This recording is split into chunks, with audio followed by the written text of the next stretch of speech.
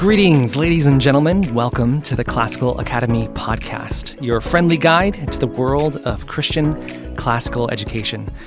I'm Shay Ramquist, the producer of the podcast, filling in for our regular host, Dr. Mark Phillips.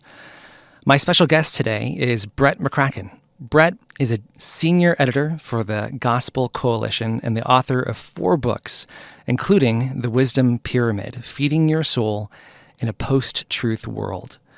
Brett recently spoke to the faculty at Trinity Classical Academy about the Wisdom Pyramid and agreed to join our podcast so he could share some of that wisdom with our audience as well. So thank you, Brett. Welcome to the show. Yeah, thank you, Shay. It's great to be here. Brett, one of the ways that you begin your book is by pointing out a paradox of sorts. We are in an age awash with information, with access to the greatest ideas and the greatest thoughts that have ever been written. And yet, it seems like we are also suffering for a lack of wisdom. What's going on there? Can you explain that paradox to us a little bit? Yeah, I mean, it's the first line of the book, which is kind of the central paradox I was exploring. You know, we live in a world of more and more information, but seemingly less and less wisdom. And I think, part of why that's the case is that too much of a good thing can be a bad thing, and the overload of content, even much of it good content, a lot of it bad content, but, it's a mix.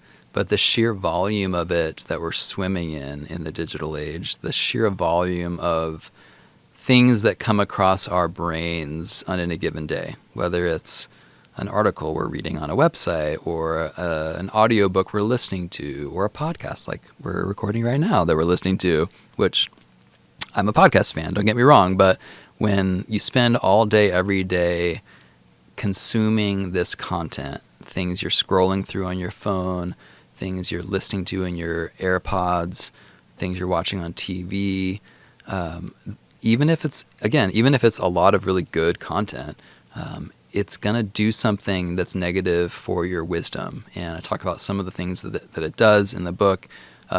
One of them is just the kind of gradual elimination of open space in our lives where we can actually process things and like synthesize all these inputs that are coming at us and just kind of sit still for a while and think. I think that's the thing that's lost in a too much kind of information overstimulation world that we live in, is there's so much content, so much good content in many cases, but no time and no space to actually process it as nutrients, right? Just like good eating habits, like you don't want to go from like a rich meal to another rich meal without time in between for the nutrients to be absorbed, right? Our bodies need time to do that, and I think our souls need time to do that too. And I worry that we're such a fast-paced, constant consuming culture that we're losing the ability to actually like make sense of the chaotic array of intakes and stimulations that we are getting, because we just move on to the next thing so quickly. So it's the too much information glut, it's the too fast information speed, and it's just this overarching consumption mentality of where it's all just coming at us, but we don't quite know what to do with it and how to like transform it into something, that leads to wisdom. Yeah, that makes a lot of sense.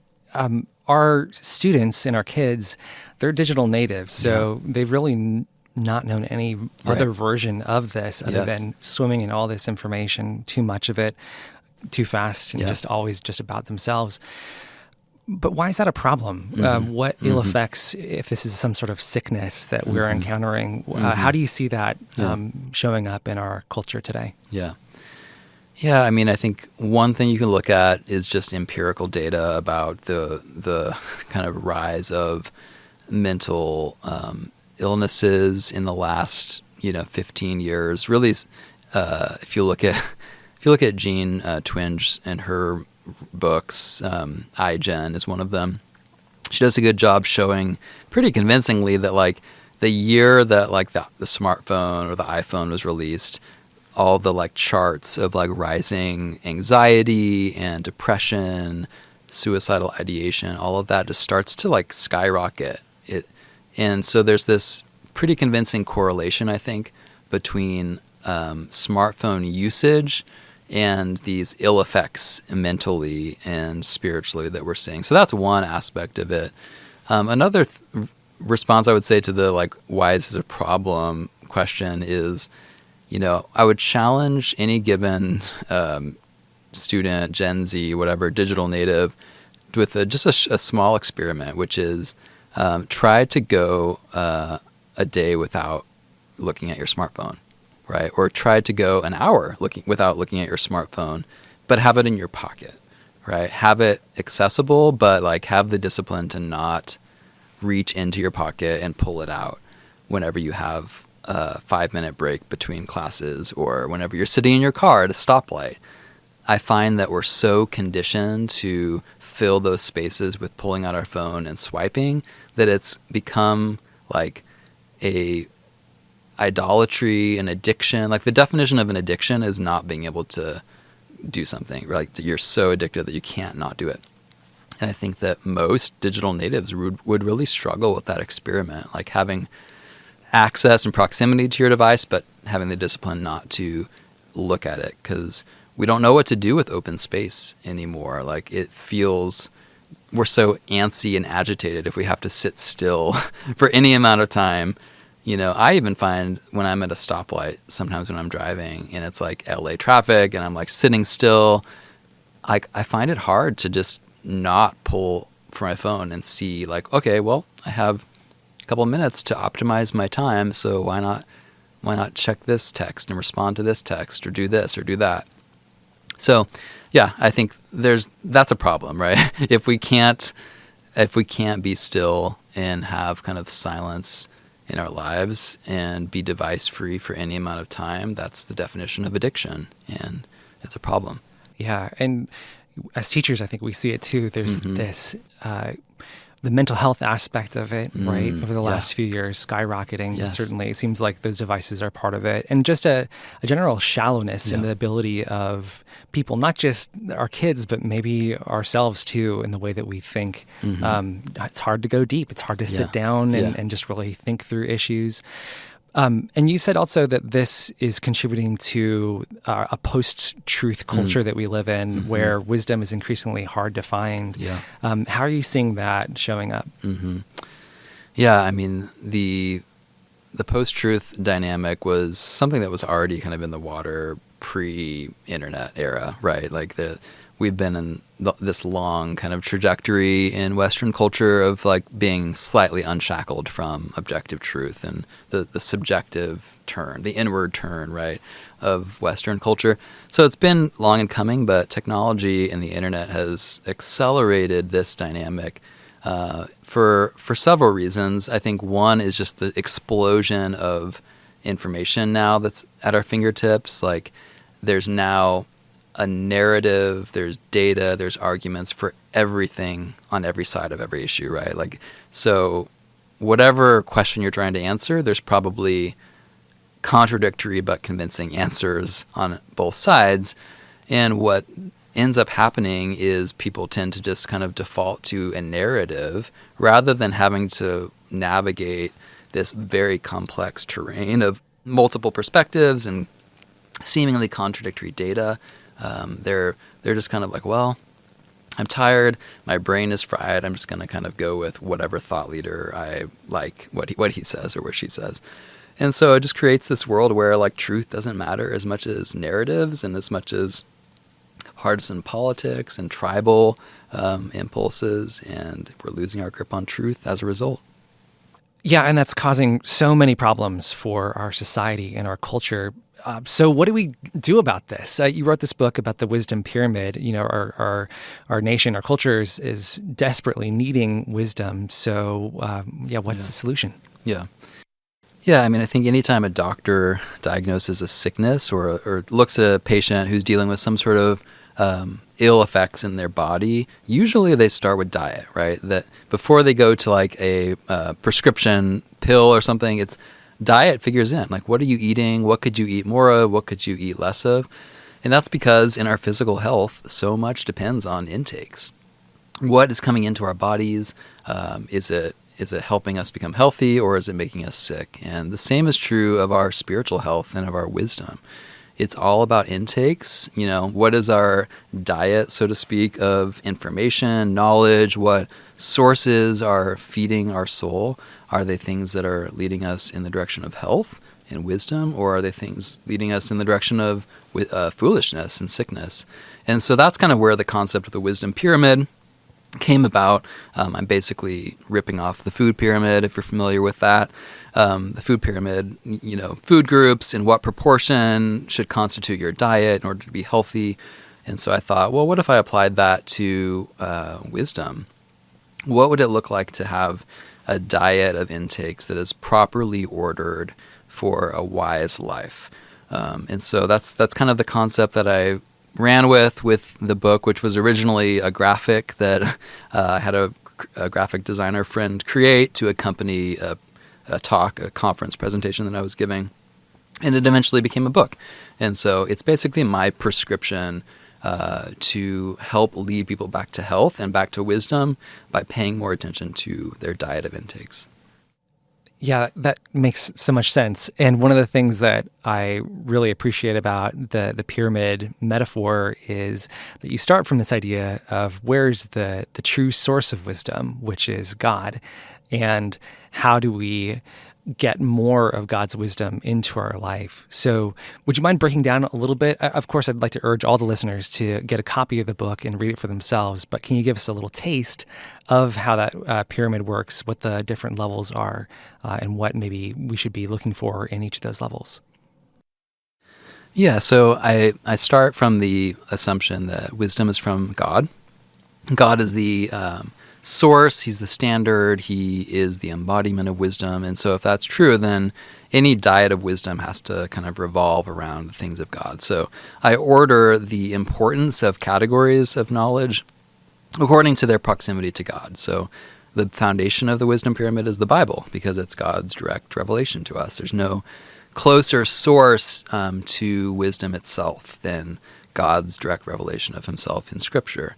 And then up from there, it goes the church, which I think there's proximity to God in the church through his presence. The Holy Spirit is gathering people together in the church. It's the body of Christ on earth. It's the only God-created institution that exists. Every other institution is human-made, but the church is God's institution. So there's proximity to him there. And then nature is the next kind of most foundational source of wisdom in my wisdom pyramid, and that's because there's proximity to God in what he made. In creation, it's his handiwork, and it reveals things about the creator, right? Creation, if we pay attention to it, if we study it, it has things to say about the creator. And then up from there is books and beauty, two separate categories, but both of them are human-created things, the humanities, if you will, if you're thinking about it in terms of educational genres.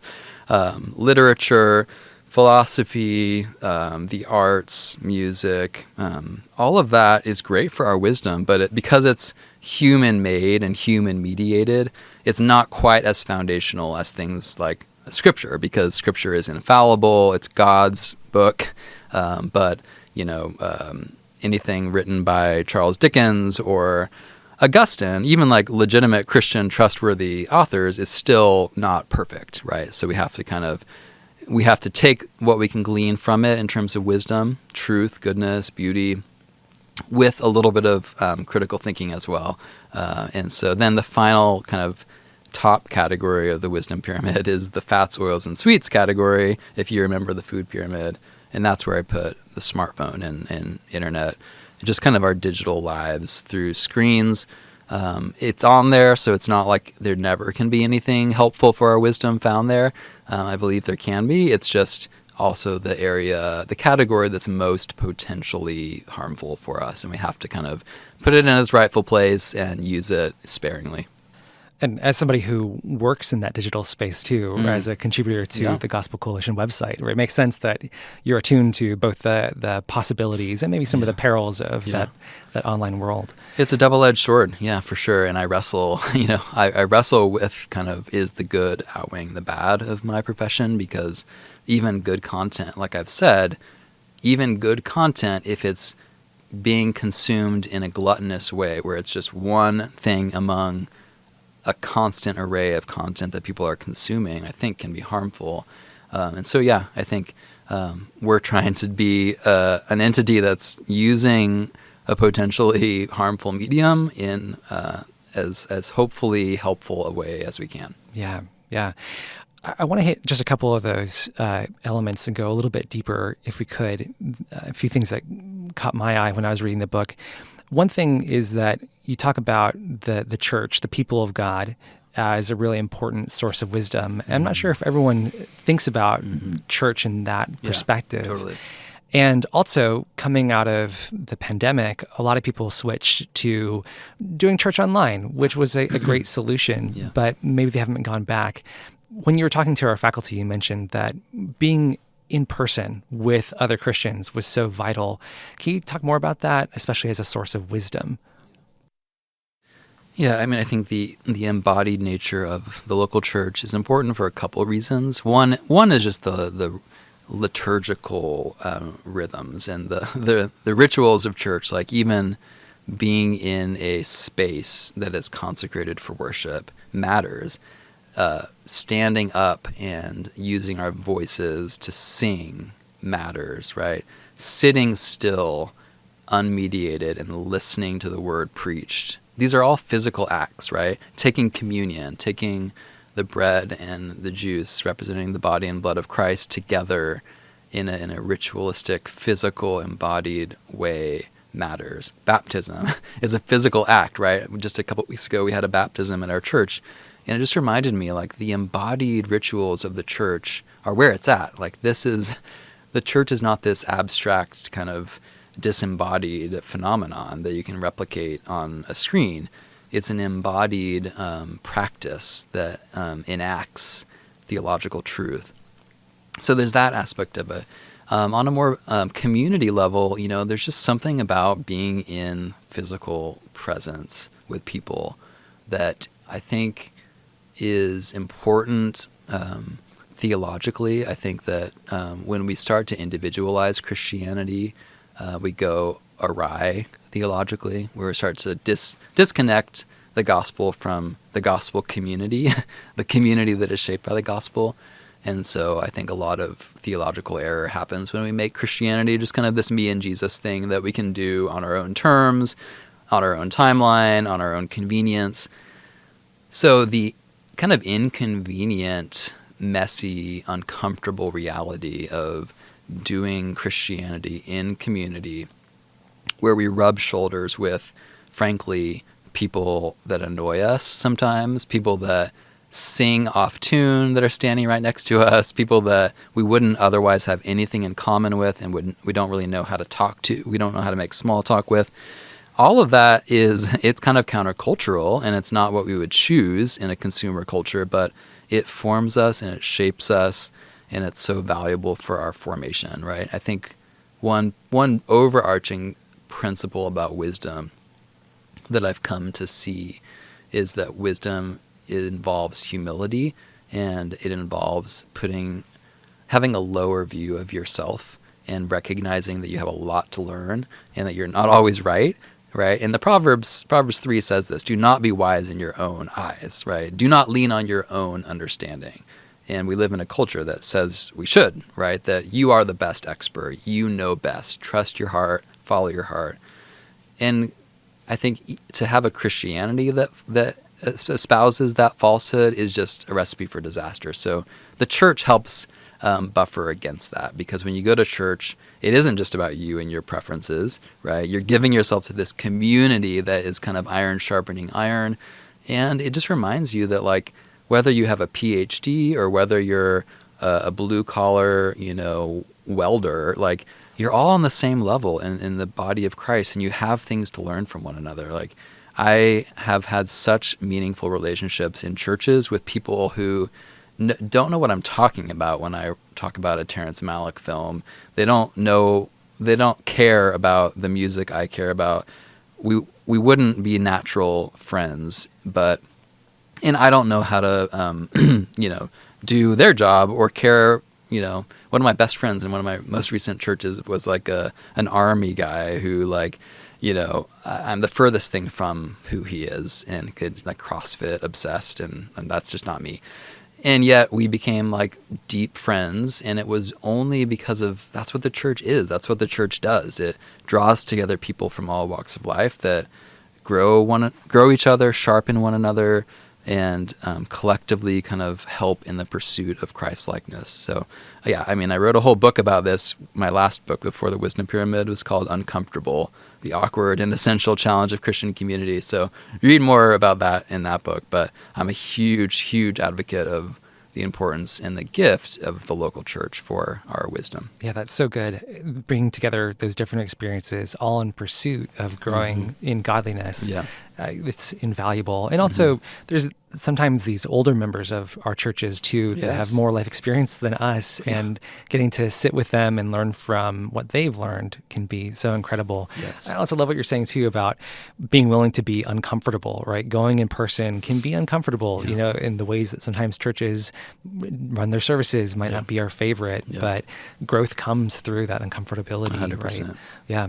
Another unusual aspect of your book that I thought was so good was your encouragement to get out into nature and to see God's hand in nature. Here in Los Angeles, where many of us live, we just kind of go from our homes into our cars to our air-conditioned, hermetically sealed offices, and then reverse the process so we never really spend time outside. Yeah. Why does that matter? What's going wrong with us if we're not spending time in nature? Yes.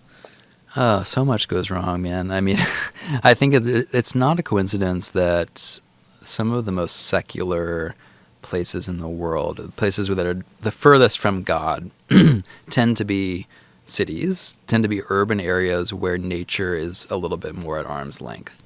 That's a stereotype and a generalization, but I think it's generally true that cities tend to be more secular. And I would argue that one of the reasons is because when you are in a city, the illusion of control over nature is more of a temptation, right? Yeah, everything is climate controlled. You go from your air-conditioned house to your air-conditioned car. Sometimes you never even have to subject yourself to the elements of nature. You're not a farmer, so the cycle of weather and whether it's going to rain or not doesn't really matter to you.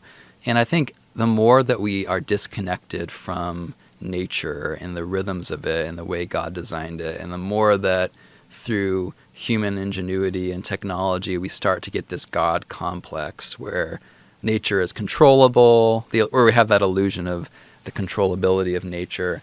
It's just bad for our wisdom, right? It leads us to feel like we can be independent from God. So in agrarian cultures, I feel like it's people intuitively recognize like the world is bigger than me. I can't control it. I'm totally dependent on, I can do irrigation. I can try to like make my crops work without rain, but ultimately I'm dependent on this thing called nature that exists outside of my preferences, right?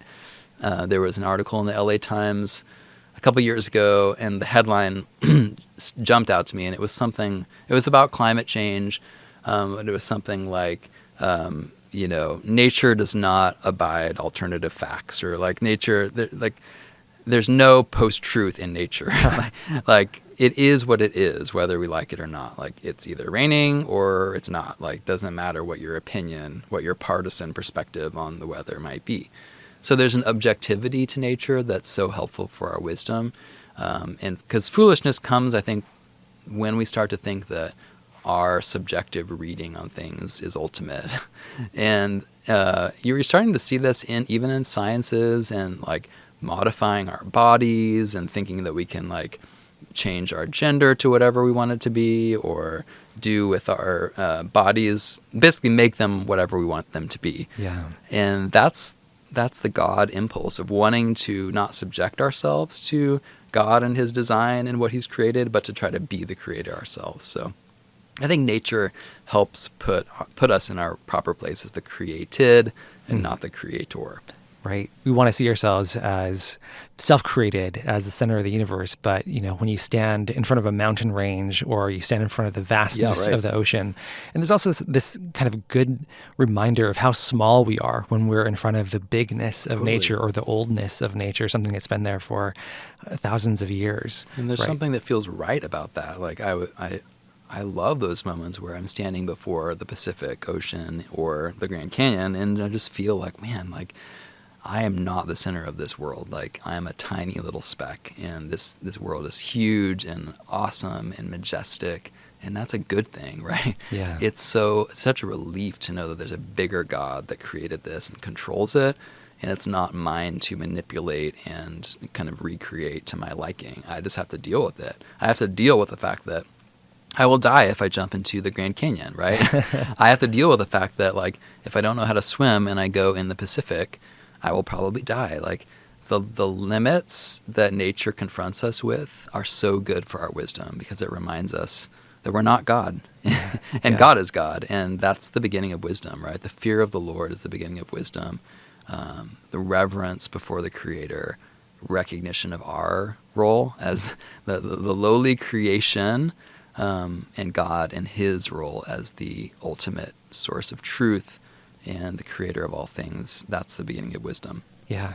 And we haven't even touched on the beauty of nature and how that just can form us in so many ways. But let's talk about one more of these elements of the wisdom pyramid, which is books, which at a classical Christian school obviously makes us very happy that you would say that. Yes. But from another perspective, someone might push back and say, all these great ideas, we can get them now. You can look up a Wikipedia summary of Plato's Republic, or I could listen to a podcast maybe and kind of get a distillation, right? And that's one of the great things about the internet. It's so accessible, and I can just get little quick hits of the ideas of the past. Why is that not sufficient? What is there something important about holding a book in your hands and actually paging through it? Yeah, I mean, one thing about wisdom is it's not just about the end product of like an answer, quote unquote. It's not just data. It's not just information that you like acquire and store like a robot, accumulates data and information. The process of pursuing truth matters as much as the end result. And that's why, there's these AI programs that can create artworks now. Like, in an instant, you can type in, the Pacific Ocean in Big Sur, like, painted in the style of Claude Monet. And in 5 seconds, it presents something pretty lovely to look at. But that's not art, right? Like, the thing about art and beauty is it's so much of it is the process that took a person time to render this thing in a way that was deeply personal to them. They had a reason for wanting to paint that. They were in a place where they actually saw that. There was a human element to it that was imperfect and wasn't efficient. That wasn't just kind of instant results. And I think in the age of AI, in the age of Google, where instant results are really a temptation, we can lose that value of like the slow, kind of patient, arduous sometimes process of pursuing truth and finding beauty.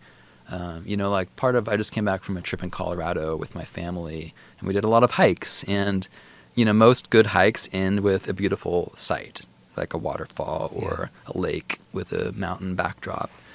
And I could Google the image of that waterfall and see it instantly. But there's something about like hiking to it and putting in that effort of actually, getting there, that's where the beauty is. That's where the value is. And so I would say with a book, to go back to books, you could look at like SparkNotes summaries of great books, or, ask ChatGPT to summarize, Augustine's City of God for you. But like, speaking as someone who read City of God over the course of a year, like 5-10 pages a day, it was an arduous book to read, but it was so valuable for me to go through that process and to just really sit with this old, great book and Augustine's perspectives on things. in a way that like fed my soul nutrients on a daily basis in a slow way. And it wasn't just about like strip mining that information, right? Yeah. It was about excavating it in a slow, methodical way. So, yeah, I think the process that a book forces you to go through, if you're actually reading it from cover to cover, is a really good process. It cultivates patience, and it cultivates deeper level thinking and retention. And in a culture of internet browsing where we just scan for information and we strip mine for information and we Google things and just take what we need from Google and then leave, we really need to cultivate, I think, a patient, more excavation-oriented mindset. Yeah, wisdom takes time, right? Yes. You have to soak in it, and maybe some of it will eventually seep into us. Yeah, right. But that's so opposite of our instant gratification culture, right? Yeah. It's hard for us to get into that mindset. So what would you advise people that start to realize, wow, they are a little bit soul sick, this constant glut of information that we have, and kind of the addiction to technology that's so easy to happen today. They see it in their own lives. Where do they begin? It seems a little bit daunting to say, okay, I'm going to reorient my entire diet, how do we do this? Yeah, I would say, start small, like just start with small habit tweaks. With anything drastic you're trying to change in your life, you don't want to try to have overnight radical change. I think it's usually advisable to kind of start small and look at something like the wisdom pyramid orientation and see where you can insert each of those things into your week. Like where can I make the Bible more of a prominent source of intakes in my soul? Where, like, am I in a local church? Is that a part of my weekly rhythm? How can I be out in nature more in a way that's unmediated, where I'm not just like out, in the hammock in my backyard scrolling on my device, like go outside in your backyard and just lay underneath the tree and contemplate the tree. Like that's what we should be doing more of. So I say just be creative with ways you can practice each of these categories in your life and in your week, and make it a family affair if you have kids. And that's something we try to do with our kids, is think through, what does this look like for adults, but what does it look like for kids? Like, how can they practice this too? And it's a fun, thing to go on a family walk outside and to kind of get that nature input, and to read books to them and experience beauty through the arts. I took my 4-year-old to a classical concert recently, and he only lasted for like one of the songs by Ravel, and I had to send him home to go to sleep while I watched the rest of the concert. But it was like a fun experience, and it was introducing him to a nutritious intake at a young age. And so take your kids to museums, go to concerts, movies, properly vetted, that sort of thing. It's fun. I think there's so much about the wisdom pyramid that is exciting and fun, and it shouldn't feel like arduous work, right? Like and that's why I think a lot of technology books these days, anti-technology, anti-smartphone books, just come across as like unhelpful, because it's just all about what not to do. And I didn't want the wisdom pyramid to be that. I didn't want to just say like everything about this smartphone is making you sick and you need to just do less of it, right? Just don't be on your phone. I wanted it to be about what to do instead. Like instead of like binging on your phone and being on TikTok 24/7, you have to have alternatives. You can't just tell your kid, don't be on your phone. Right. You have to have compelling alternatives. And I hope that what I offer in the wisdom pyramid gives parents ideas for what those alternatives could look like and how they could be captivating to kids who are otherwise, pretty conditioned to do everything on their devices. Yeah. That is such good advice, Brett. And obviously another place to start is just by reading the book that you wrote, The Wisdom Pyramid. One of the things I appreciate about the way that you wrote the book is the chapters are pretty short. Mm-hmm. You have lots of great illustrations to help explain your ideas. There are questions for reflection at the end of each chapter and practical points of application all the way through. So it's such a great book. I can't recommend it enough to our audience. Go out and get a copy, read it through, and rethink about how you can change some of the rhythms of your own family in pursuing wisdom in this post-truth age. So, Brett, thanks so much for joining the podcast today and sharing your wisdom with us. And thank you, listener, for joining the Classical Academy podcast presented by Trinity U. It's a service of Trinity Classical Academy here in Santa Clarita, California. I'm the producer, Shay Ramquist. Our audio engineer is Stephen Petrie.